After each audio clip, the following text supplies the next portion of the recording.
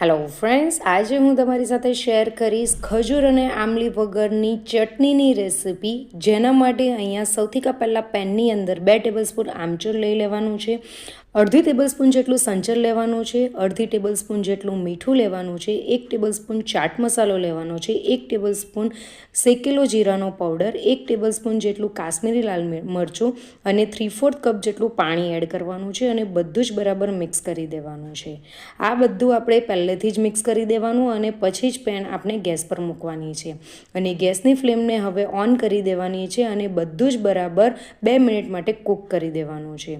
બધું 2 મિનિટ માટે કૂક થઈ જાય એટલે તેની અંદર 3/4 કપ જેટલો ગોળ એડ કરવાનો છે. અહીંયા મેં દેશી ગોળ લીધો છે. આપણે આની અંદર દેશી ગોળનો જ યુઝ કરવાનો છે, જેથી તેનો કલર ખૂબ જ સારો એવો આવે છે.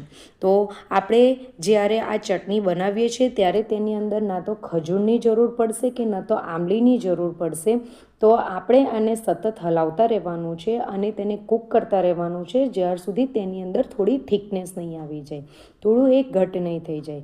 તો આ રીતની એની થિકનેસ હોવી જોઈએ. હું તમને બતાવું છું કે કઈ રીતની થિકનેસ હોવી જોઈએ. ચમચાની પાછળ આ રીતનું લેયર બને તેટલી આપણે થિકનેસ રાખવાની, કેમ કે ચટણી ઠંડી પડશે પછી પણ એ થોડીક વધારે ઘટ થશે. તો હું એને ઠંડી પડ્યા પછી બીજા બોલમાં કાઢી લઉં છું. એની થિકનેસ ઠંડી પડ્યા પછી આ રીતની છે. તો ફ્રેન્ડ્સ, જેને આંબલી માફક નહીં આવતી હોય તેના માટે આ બેસ્ટ ઓપ્શન છે. તો તમને મારી રેસિપી ગમી હોય તો મારી રેસિપીને લાઇક, શેર અને કમેન્ટ કરજો અને ચેનલને જરૂરથી સબસ્ક્રાઈબ કરજો. બાય.